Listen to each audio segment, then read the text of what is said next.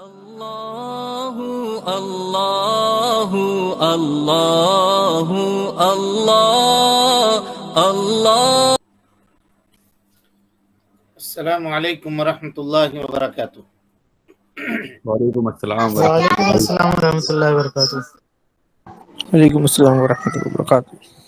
ان الحمد للہ نحمده ونستعینه ونستغفره ونعوذ باللہ من شرور انفسنا ومن سیئات اعمالنا من يهده الله فلا مضل له ومن يضلل فلا هادي له واشهد ان لا اله الا الله وحده لا شريك له واشهد ان محمدا عبده ورسوله. اما بعد فان خير الحديث كتاب الله وخير الهدي هدي محمد صلى الله عليه وسلم وشر الأمور محدثاتها وكل محدثة بدعة وكل بدعة ضلالة وكل ضلالة في النار.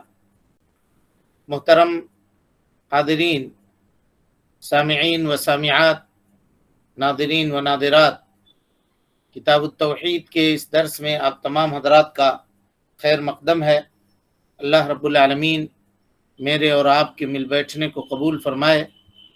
علم دین، علم نافع سیکھنے، اس کے مطابق عمل کرنے، اس کی دعوت عام کرنے اور اس راستے پر آنے والی مصیبتوں میں اللہ رب العالمین ہمیں اور آپ کو صبر کی توفیق نصیب فرمائے.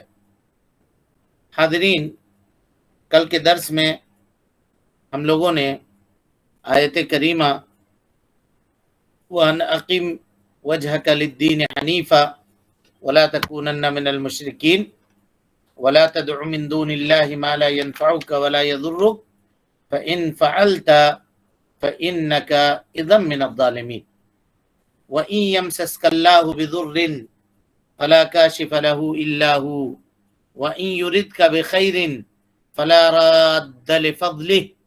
اس آیت کریمہ کی ہم لوگ تفسیر پڑھ رہے تھے کہ اللہ رب العالمین نے اپنے حبیب، اپنے نبی جناب محمد رسول اللہ صلی اللہ علیہ وسلم کو خطاب کر کے یہ فرمایا وَلَا تَدْعُ مِن دُونِ اللَّهِ، اللہ کے علاوہ کسی دوسرے کو نہ پکاریے، مَا لَا يَنفَعُكَ وَلَا يَضُرُّكَ، جو نہ آپ کو فائدہ دے سکتا ہے اور نہ نفع پہنچا سکتا ہے، نہ نقصان پہنچا سکتا ہے، کچھ بھی نہیں کر سکتا.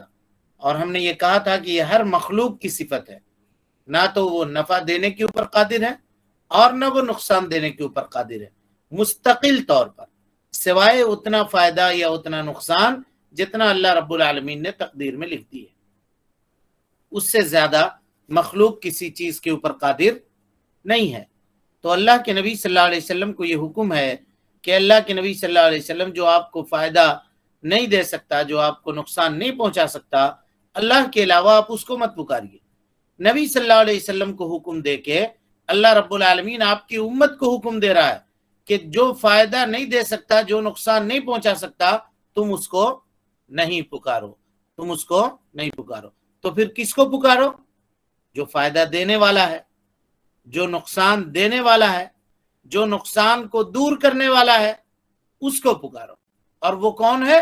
اللہ رب العالمین کی ذات مبارکہ ہے، اس کے علاوہ اور کوئی دوسرا نہیں ہے. مفہوم مخالف اس آیت کا یہ نکلا کہ جو فائدہ دینے والا ہے اور جو نقصان پہنچانے والا ہے اپنی حکمت سے، جو اپنی حکمت سے جو ضرر اور تکلیف دینے والا ہے، اللہ رب العالمین ہے. وہ اپنے بندوں کو اپنی حکمت کاملہ سے کچھ مصیبتیں بھی ان پر نازل کرتا ہے اور اس میں بھی اس کی حکمت ہوتی ہے تاکہ بندوں کی آزمائش ہو یا بندوں کے ثواب کے اندر اضافہ ہو.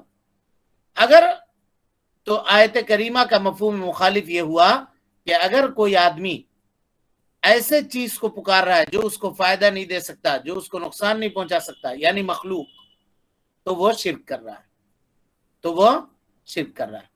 اس کے بعد اللہ رب العالمین کہتا ہے وَإِن يَمْسَسْكَ اللَّهُ بِضُرٍّ، اور اگر تمہیں کوئی مصیبت اللہ تعالیٰ دے، ضر کے معنی مصیبت، اور نکرہ ہے، چاہے چھوٹی مصیبت ہو یا کوئی بڑی مصیبت، بڑا گھاٹا لگ جائے بزنس میں یا چھوٹا گھاٹا لگ جائے، کاروبار میں تھوڑا نقصان ہو جائے یا بہت بڑا نقصان ہو جائے، کہا وَإِن يَمْسَسْكَ اللَّهُ بِضُرٍّ، اگر چھوٹا سے چھوٹا مصیبت یا بڑی سے بڑا مصیبت، دکھ یا تکلیف اگر تم کو پہنچے، فَلَا كَاشِفَ لَهُ إِلَّا هُوَ، اللہ رب العالمین کے علاوہ کوئی اس کو دور نہیں کر سکتا۔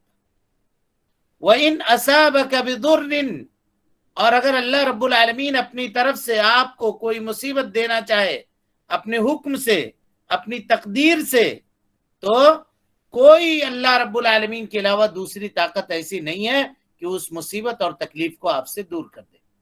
فَلَا كَاشِفَ لَهُ إِلَّا هُوَ، اس مصیبت کو اللہ کے علاوہ کوئی دوسرا دور کرنے کے اوپر قادر نہیں ہے۔ غور کیجئے، یہ آیت کریمہ اس بات کے اوپر دلالت کر رہی ہے کہ کبھی بھی غیر اللہ سے استغاثہ نہیں کیا جائے گا، غیر اللہ سے مدد طلب نہیں کی جائے گی، کیونکہ استغاثہ کب ہوتا ہے؟ مصیبت کے نازل ہو جانے کے بعد۔ تو اللہ رب العالمین کہہ رہا ہے کہ جب اللہ تعالیٰ تم کو مصیبت دے تو دنیا کی کوئی طاقت اس مصیبت کو دور نہیں کر سکتی ہے سوائے اللہ رب العالمین۔ پتہ کیا چلا کہ مصیبت کے وقت آدمی کو کس کو پکارنا چاہیے؟ اللہ رب العالمین، اللہ رب العالمین اللہ کو اس کے علاوہ کسی دوسرے کو نہیں پکارنا چاہیے۔ یعنی مثال کے طور پہ کل جیسے ہم نے مثال دیا تھا، ہوائی جہاز میں جا رہے ہیں لوگ سفر کر کے، درمیان میں کوئی ٹیکنیکل پرابلم ہو گیا تو کیا کہنا چاہیے؟ یا غوث المدد، یا علی المدد، نہیں، کیا کہنا نہیں۔ چاہیے؟ یا اللہ المدد۔ یا اللہ المدد۔ اور باقی لوگوں کو شک ہے کیا؟ کچھ اور بھی کہنا چاہیے؟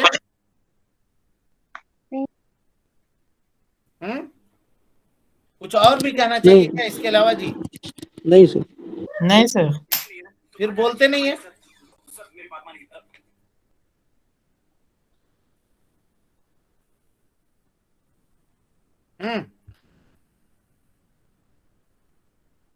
کیا کہنا چاہیے پھر مصیبت میں؟ یا اللہ المدد۔ یا اللہ المدد، صرف اللہ رب العالمین کو پکارنا چاہیے۔ تو پتہ یہ چلا کہ آدمی جب مصیبت میں گرفتار ہو، پریشانی میں گرفتار ہو، کوئی دکھ پہنچے، کوئی تکلیف پہنچے، تو اللہ رب العالمین کے علاوہ کسی دوسرے کو پکارنا نہیں چاہیے، کیونکہ وہ اللہ رب العالمین ہی ہے جو مصیبت کو آپ سے دور کر سکتا ہے۔ اور اگر اللہ رب العالمین آپ سے کسی خیر کا ارادہ کرتا ہے تو اللہ تعالیٰ کے اس خیر کو آپ سے روکنے والا دنیا کی کوئی طاقت نہیں ہے۔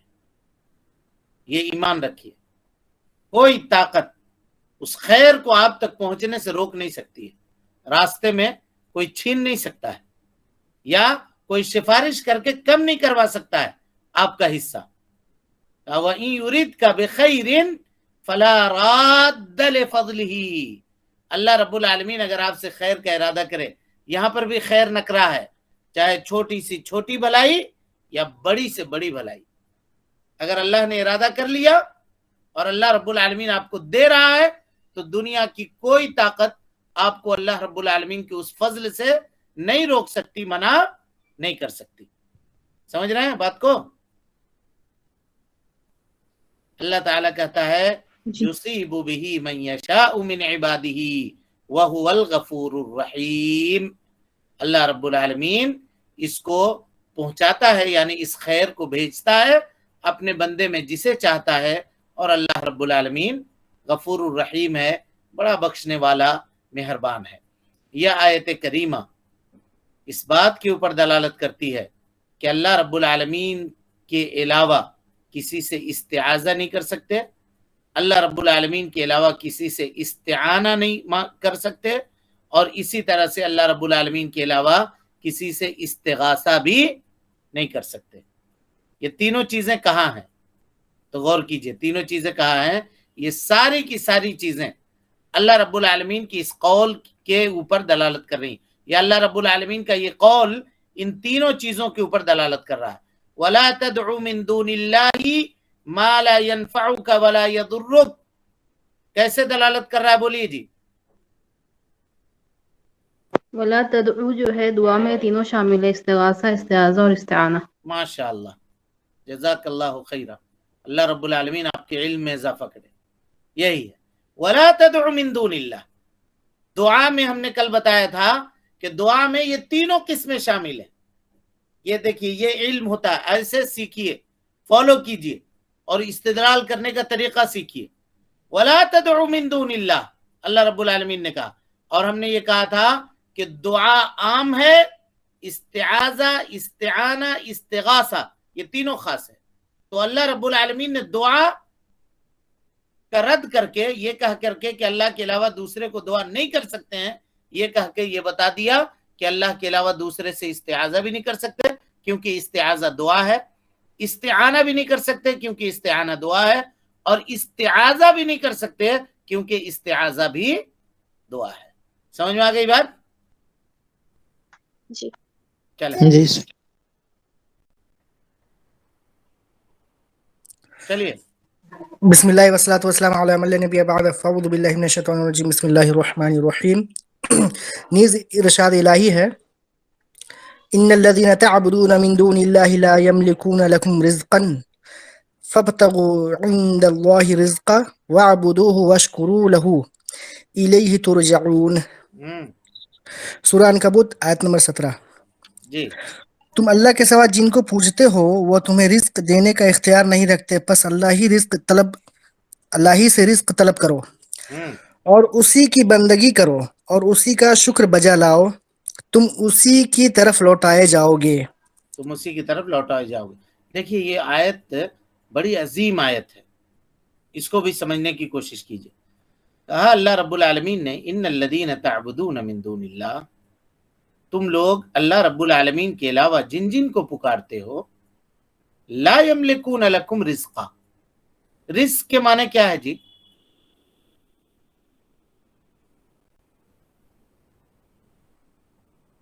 رزق کا کیا معنی ہے؟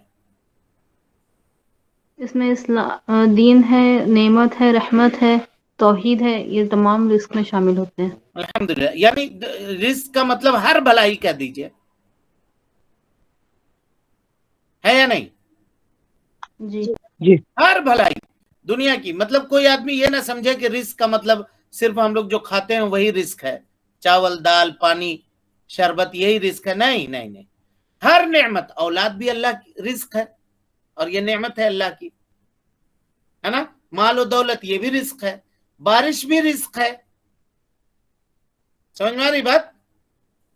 یعنی جو بھلائی ہماری زندگی کے اندر ہے وہ سب کے سب رزق ہے. عافیت، صحت رزق ہے یا نہیں ہے؟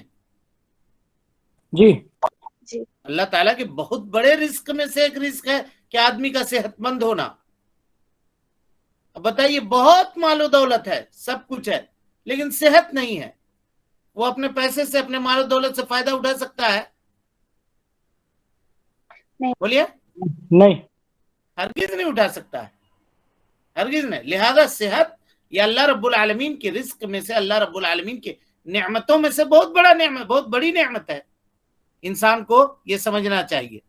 تو یہاں رزق اپنے پورے وسیع معنی میں اس کو سمجھیے. دنیا کے اندر جو بھی خیر ایک بندے کو حاصل ہوتی ہے وہ اللہ کی طرف سے رزق ہے، روزی ہے، اور اس کے اوپر اس کو شکریہ ادا کرنی چاہیے. تو یعنی ساری چیزیں، خیر کی ساری چیزیں یہ دینے کے اوپر کون قادر ہے جی؟ صرف اللہ. صرف اللہ. یعنی اس کا پتہ یہ چلا کہ کوئی اگر بیمار پڑے، صحت اگر کسی کو طلب کرنا ہے تو کہاں طلب کرے گا؟ اللہ سے. اللہ سے. اسی کو اللہ رب العالمین نے کہا فَابْتَغُوا عِنْدَ اللَّهِ الرِّزْقِ، اللہ رب العالمین سے رزق طلب کرو.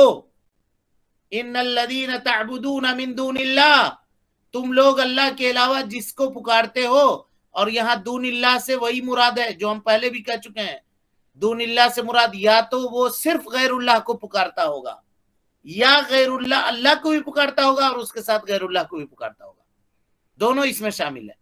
ان الذین تدعون من دون اللہ لا یملکون لکم رزقا ای لا یملکون لکم خیرا، ایک ذرہ برابر کے خیر کے وہ تمہارے مالک نہیں ہیں جس کو تم اللہ کے علاوہ پکارتے ہو.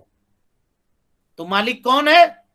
اللہ تعالیٰ جواب دے رہا ہے فَابْتَغُوا عِنْدَ اللَّهِ الرِّزْقِ، اللہ رب العالمین سے روزی تلاش کرو. اللہ رب العالمین سے رزق مانگو. اور ہم یہاں آپ کو بتا چکے ہیں کہ رزق اپنے پورے معنی کے اندر شامل ہے. خیر کی ساری چیزیں رزق کے اندر داخل ہے. اس کے بعد اللہ رب العالمین نے کہا وَاعْبُدُوهُ، روزی مانگنا یہ اللہ رب العالمین کے عبادت میں داخل ہے یا نہیں ہے جی؟ جی کوئی آدمی یہ دعا کر رہا ہے کہ اے اللہ ہم کو صحت دے، اے اللہ ہم کو رزق دے، اے اللہ ہم کو اولاد دے، اے اللہ ہم کو مال دے. اگر یہ دعا کر رہا ہے تو یہ عبادت ہے یا نہیں ہے؟ ہے. پھر اللہ تعالیٰ نے کیوں کہا وَاعْبُدُوهُ؟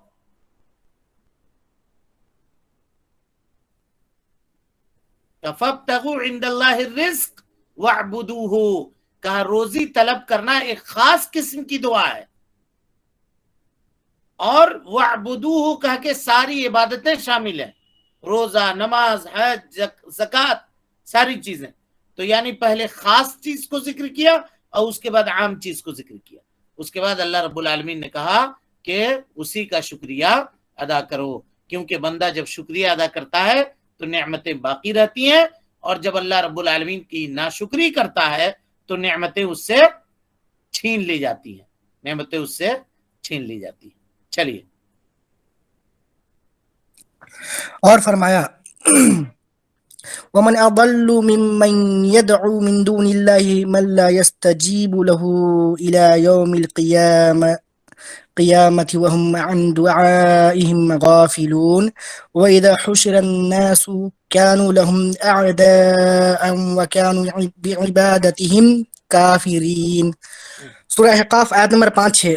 اور اس شخص سے بڑا گمراہ کون ہو سکتا ہے جو اللہ کو چھوڑ کر ان کو پکارے جو قیامت تک اسے جواب نہیں دے سکتے اور وہ ان کی پکار سے غافل و بے خبر ہیں. اور قیامت کو جب تمام انسان جمع کیے جائیں گے تو اس وقت وہ ان پکارنے والوں کے دشمن ہوں گے اور ان کی پرستش سے انکار کریں گے. وَإِذَا حُشِرَ النَّاسُ كَانُوا لَهُمْ أَعْدَاءً وَكَانُوا بِعِبَادَتِهِمْ كَافِرِينَ. اس آیت کریمہ کے اسلوب کو دیکھیے. کہا وَمَنْ أَضَلُّ، اس شخص سے بڑا گمراہ اور کوئی نہیں ہو سکتا. اس سے یہ پتا چلا کہ اللہ کے علاوہ دوسرے کو پکارنا یہ شرک اکبر ہے جی. کیسے پتا چلا؟ کوئی استدلال کیجئے تو.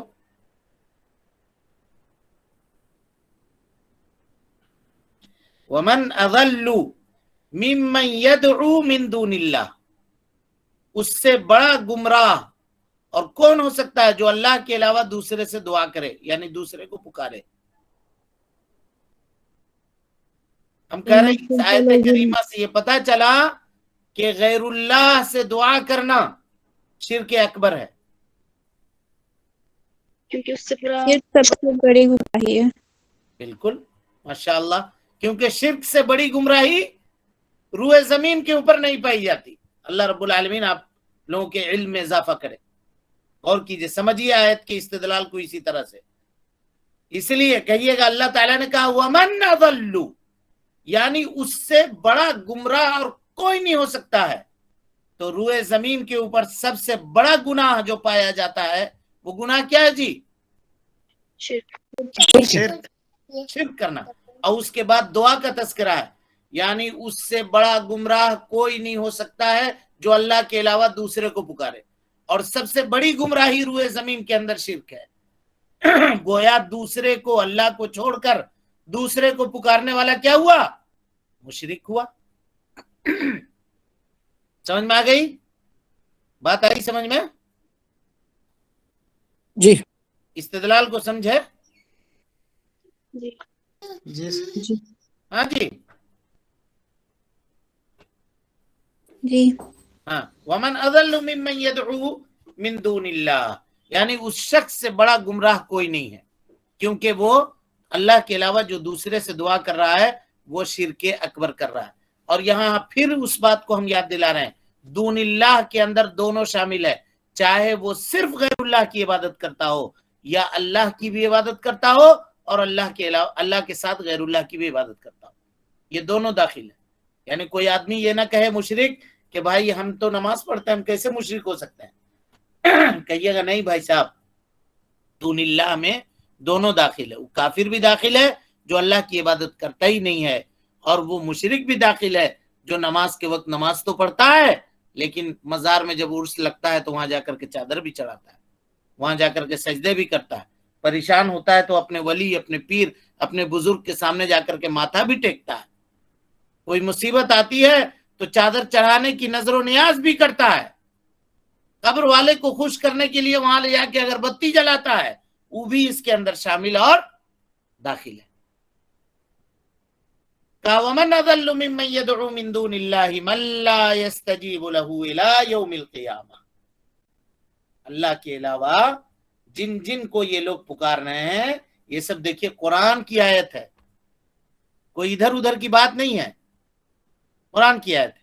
اللہ کے علاوہ جس جس کو یہ لوگ پکار رہے ہیں، مَن لَّا يَسْتَجِيبُ لَهُ إِلَىٰ يَوْمِ الْقِيَامَةِ، قیامت تک یہ اس کے پکار کا جواب نہیں دے سکتے۔ اللہ اکبر، اللہ اکبر، غور کیجئے۔ اور یہ ہر مخلوق کے لیے ہے جو اللہ رب العالمین کے علاوہ پکارا جاتا ہے، چاہے وہ صنم ہو یعنی پتھر کا بنایا ہوا مورتی، چاہے وہ قبر ہو، چاہے وہ کوئی پیر ہو، چاہے وہ کوئی بابا ہو، چاہے کتنا بڑا پہنچا ہوا کیوں نہ ہو، من لا یستجیب لہ الی یوم القیامہ، قیامت تک اس کی پکار کو نہیں سن سکتے۔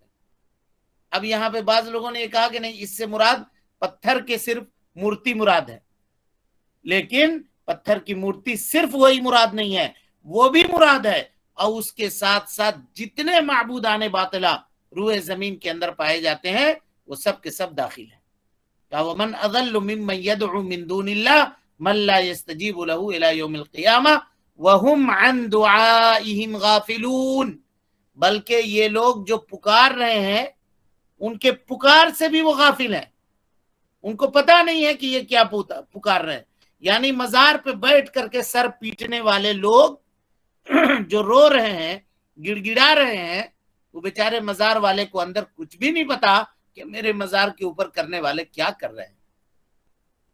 وَهُمْ عَن دُعَائِهِمْ غَافِلُونَ، اور صرف اتنا نہیں کہ دنیا کے اندر غافل ہیں، آئیے کہا وَإِذَا حُشِرَ النَّاسِ، اور جب قیامت کے دن لوگوں کو جمع کیا جائے گا، كَانُوا لَهُمْ أَعْدَاءً، تو یہی پکارنے والے جو تھے دنیا میں، جو جان چھڑکتے تھے دنیا میں اس کے قبر کے اوپر، اس کے لپائی پتائی کے اوپر، یعنی مسجد پہ آدمی کو اتنا دھیان نہیں ہوتا ہے جتنا مزار سجانے کے لیے آدمی بے چین اور اتاولا بنا ہوتا ہے، یہ لوگ اس کی عبادت کا انکار کر دیں گے۔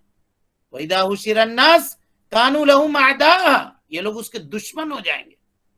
وَكَانُوا بِعِبَادَتِهِمْ كَافِرِينَ، اور یہ لوگ ان کے مزار کے اوپر جو کچھ کیا کرتے تھے اس کا انکار کر دیں گے۔ یہاں ایک ٹیکنیک دیکھیے جی، سمجھیے، غیر اللہ کو پکارنا یہ عبادت ہے، اس کی دلیل دیجیے۔ غیر اللہ سے کوئی آدمی یہ کہے کہ نہیں ہم دعا کرتے ہیں، تو یہ دعا کرنا تھوڑی نہ شرک ہوا، ہم تو وسیلہ کے لیے دعا کر رہے ہیں، تم شرک کیوں کہہ رہے ہو؟ استدلال کیجیے آیت کریمہ سے، کیجیے۔ کتاب آپ لوگوں کے پاس کھلی ہوئی ہے، کتاب کھول کے آیت کریمہ دیکھیے اور بتائیے جو کیسے کوئی آدمی اگر یہ کہے، ہم یہ کہیں کہ بھائی صاحب دیکھو ہم مزار ضرور جاتے ہیں، ہم جا کے وہاں دعا کرتے ہیں، لیکن وہ ہمارے سفارشی ہیں، شرک نہیں ہوا، تم شرک نہیں کہہ سکتے ہو اس کو، ہم اس کی عبادت کرتے تب نہ شرک ہوگا۔ اس آیت میں اس کا رد موجود ہے، کیسے ہوگا بولیے؟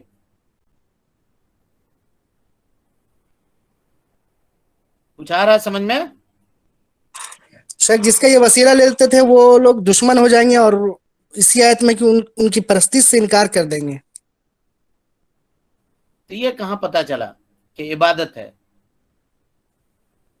غیر اللہ کو پکارنا عبادت ہے، اس پہ استدلال کیجیے آیت میں، جن جن کو پکارتے ہیں وہ انکار کر دیں گے۔ زور سے، زور سے، آواز نہیں آ رہی۔ دیکھیے آیت کو پھر سے سمجھیے ایک مرتبہ۔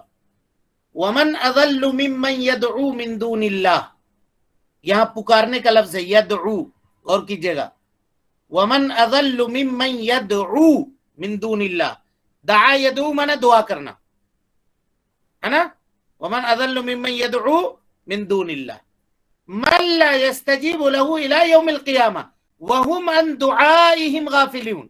یہاں بھی ایک دعا ہے کا لفظ آیا وَإِذَا حُشِرَ النَّاسِ كَانُوا لَهُمْ أَعْدَاءً وَكَانُوا بِعِبَادَتِهِمْ. پہلے دعا کا تذکرہ ہوا اور آخر میں اللہ رب العالمین نے کیا کہا جی؟ ان کی عبادت سے انکار کر دیں. وَكَانُوا بِعِبَادَتِهِمْ كَافِرِينَ. پتہ یہ چلا کہ مزار پہ جا کر کے یہ کہنا کہ اے مزار والے ہماری یہ فریاد پوری کروا دیجئے، یہ مزار والے کی عبادت ہے، چاہے آپ مانیں یا نہ مانیں. اللہ کے نزدیک یہ مزار والے کی عبادت ہے. سمجھ میں آ رہی بات یا نہیں آ رہی ہے؟ جی ٹیکنک کو سمجھیے، آیت کریمہ کے استدلال کو سمجھیے کس طرح سے ہے. ویسے ہی اللہ رب العالمین نے ایک جگہ کہا، کیا کہا؟ وَقَالَ رَبُّكُمُ ادْعُونِي. اس آیت سے سمجھیے، ٹھیک سمجھ میں آئے گا. یہاں پہ وَقَالَ رَبُّكُمُ ادْعُونِي استجب لکم.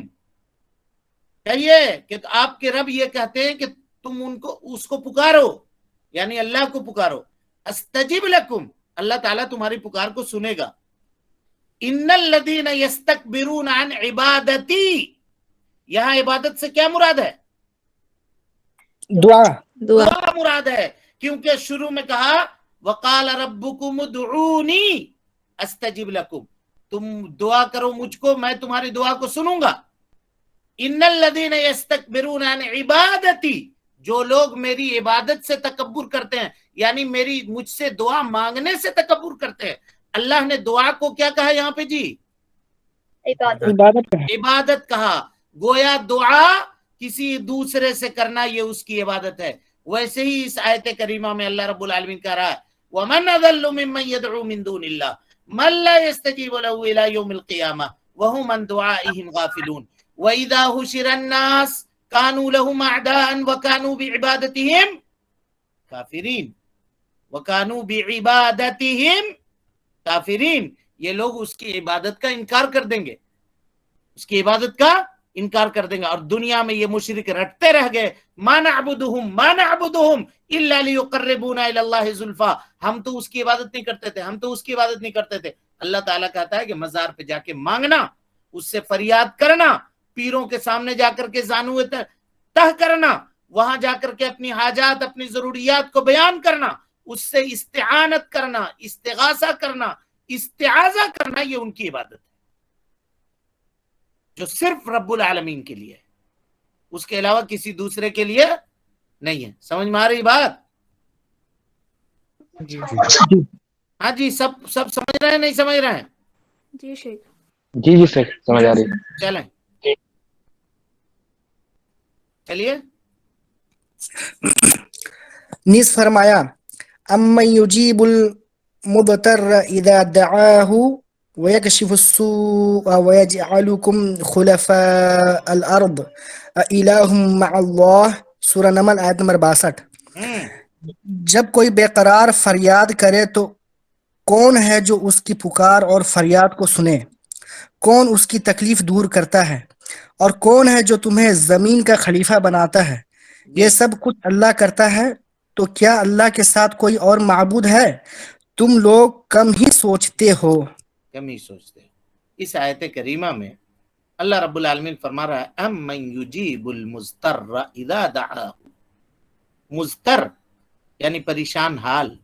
اے لوگو، جب تم پریشان حال ہوتے ہو اور اللہ کو پکارتے ہو تو کون تمہاری پریشانی کو دور کرتا ہے؟ اب یہاں ایک سوال ہے، کیا اللہ تعالیٰ صرف پریشان حال کی پریشانی دور کرتا ہے جی؟ نہیں، دوسرے کی بھی کرتا ہے. جیسے کہ اللہ تعالیٰ نے مطلق طور پہ کہا وَإِذَا سَأَلَكَ عِبَادِي أَنِّي فَإِنِّي قَرِيب.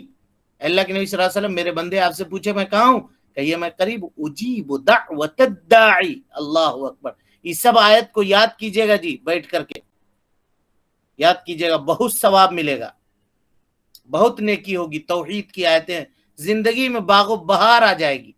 ان آیتوں کو یاد کیجئے بیٹھ کر کے، وقت نکال کر کے. کہا وَإِ أُجِيبُ دَعْوَةَ الدَّاعِ إِذَا دَعَانِي فَلْيَسْتَجِيبُوا لِي وَلْيُؤْمِنُوا بِي لَعَلَّهُمْ يَرْشُدُونَ. جب کوئی پکارنے والا ہم کو پکارتا ہے ہم اس کے پکار کو سنتے ہیں، ہم اس کا جواب دیتے ہیں. اللہ نے وہاں مطلق کہا، اور یہاں پہ اللہ تعالیٰ کہہ رہا ہے اَمَّن يُجِيبُ الْمُضْطَرَّ إِذَا دَعَاهُ، وہ کون ہے جو پریشان حال کی پریشانی کو سنتا ہے، اس کی مصیبت کو دور کرتا ہے جب اس کو پکارتا ہے. وَيَكْشِفُ السُّوءَ، مصیبت اور پریشانی کو اس سے دور کرتا ہے. تو یہاں پہ مضطر اور پریشان حال کو خاص کرنے کی کیا وجہ ہے؟ صرف اسی سے مانگا جاتا ہے. کیا وجہ ہے؟ کوئی بتائے. استغاثہ کا ٹاپک ہے. ہاں استغاثہ کے بارے میں تو بات ہو رہی، اس لیے یہاں پہ ذکر ہے. بات استغاثہ کے بارے میں ہو رہی ہے، بالکل صحیح جواب. لیکن اور ایک جواب، اس سے بہتر جواب اور ہو سکتا ہے. آپ کا جواب ایک دم صحیح ہے 100%. اور کوئی بتائے. اکثر پریشان حال کے وقت ماشاءاللہ یہ جواب ہے. اکثر آدمی پریشانی کے وقت میں اللہ رب العالمین کو یاد کرتا ہے، اور جو الہا پریشانی کے وقت میں آدمی کے دل سے جو دعا نکلتی ہے وہ خوشحالی میں نہیں نکلتی ہے. اس کو آپ لوگوں نے محسوس کیا ہے نہیں کیا ہے؟ جی بالکل. جی جی جب مصیبت اور دکھ نازل ہو جائے اور اس وقت جو آدمی دل سے کڑھ کے اللہ رب العالمین کے سامنے فریاد کرتا ہے، ویسا خوشی میں وہ کیفیت نہیں بنتی. یہ دونوں جواب درست ہوا. ایک اور جواب کوئی دے دے تو ایک دم مکمل ہو جائے گا موضوع.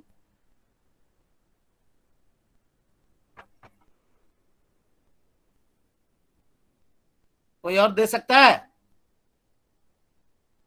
مشرکین مکہ بھی پریشانی کے وقت اللہ کو پکارتے تھے. ہاں یہ ہے جواب، اور یہی ہے کنیکشن.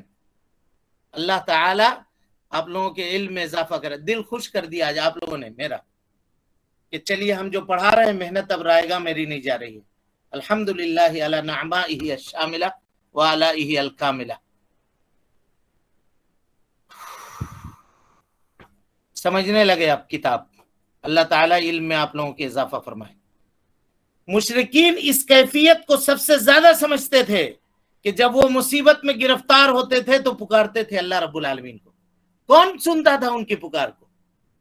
وَإِذَا رَكِبُوا فِي الْفُلْكِ، جب بھی کشتی میں سوار ہوتے تھے اور بیچ سمندر میں جا کر کے کشتی ڈگمگ ڈگمگ ڈولتی تھی، دعوا اللہ مخلصین لہ الدین.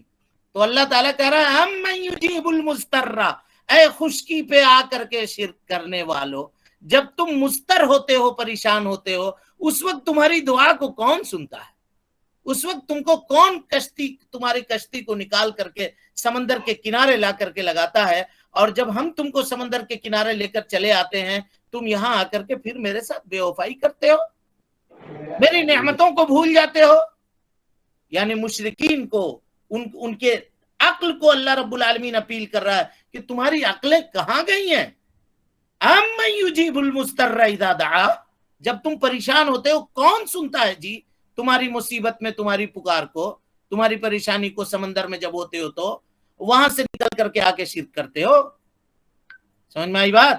یہ ہے استدلال کا طریقہ. اللہ تعالیٰ آپ لوگوں کو جزائے خیر دے. اس طرح سے پڑھیے گا اگر کتاب تو ہم اور موتی اور لو کھوج کر کے تلاش کر کے آپ لوگوں کے لیے لائیں گے، اور انشاءاللہ علم کی بساط بکھیر کے رکھ دیں گے اللہ کے فضل اور اس کے توفیق سے. اللہ تعالیٰ آپ کو حسن عمل کی توفیق دے، ہم سب کی اعمال کی اصلاح فرمائے، نیکیوں کو قبول کرے، سیئات سے درگزر فرمائے، جب تک زندہ رکھے دین اسلام پہ زندہ رکھے، اور جب آمین یا رب العالمین. آمین. اقول قولی ھذا واستغفر اللہ لی ولکم ولسائر المسلمین من کل ذنب وخطیئۃ فاستغفروہ انہ کان للأوابین غفورا. والسلام علیکم ورحمۃ اللہ وبرکاتہ.